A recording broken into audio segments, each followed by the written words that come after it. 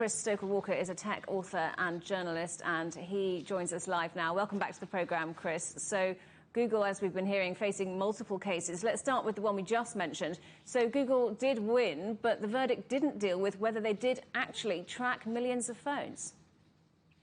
This is one of the key elements that was left unsaid and unconcluded as a result of that. I think we know from our history with technology that if you are not paying for something, for a product, then you are probably the product yourself. You give over your data in exchange for free access to things, and we are increasingly used to that. Obviously, this case particularly interesting in terms of what it tells us about successes against tech companies, particularly in contrast to the European case. I think it kind of says that individuals trying to tackle and take on big tech maybe struggle a little bit, but when it's a little bit more organised through politicians and political might, maybe there's some success there.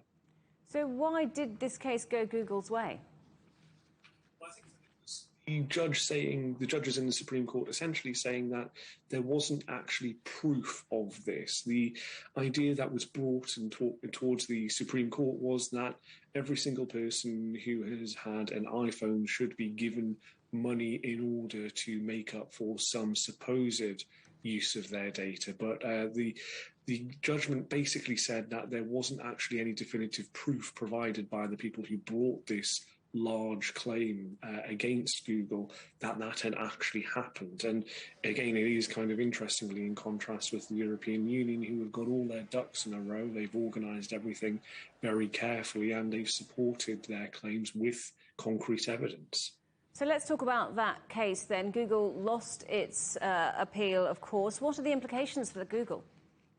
I think it's pretty significant because it does show, and we've talked about this in the past, and there have been many, many stories, a drumbeat continually pounding in the background of this battle between big tech and big government. And we're starting to see big government cutting down big tech to a little bit more of its own size. And what's particularly interesting, as we've highlighted, not just in the package, but also in the comments from the correspondent, Jamie, was talking to Jamie about kind of the impact that the European Union is having on big tech because it is able to concretely prove these things. Margaret Vestager is putting a lot of effort into trying to tackle big tech. And ultimately what she's doing is, I think, taking it in a much more slow approach. She is considering everything important. She is putting into place all the evidence that she needs rather than some of these more knee-jerk reactions to tech, and actually is managing to bring big tech down because of it.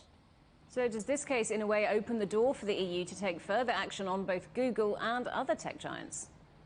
Yeah, well, as was highlighted, there are several other cases that are currently in play, particularly around Google. Obviously, Apple managed to win their case, as was mentioned in the past, but I think that this shows that there is a precedent to actually bring an issue against a big tech company, whether it's Google or Facebook now, Meta or any of the others, TikTok included. And we do see that impact having a real effect, because what is essentially happening is these attempts to bring big tech to heel are proving to be successful. They are not being rolled back in the way that perhaps we've seen other ones done. And I think that is because there is a justification for this. You know, big tech does have a few questions to answer. It's just a case of whether the people interrogating them have the technical know-how to be able to prove that and to really make them answer those difficult questions. Chris Stokel-Walker, thanks very much indeed for joining us on the programme today.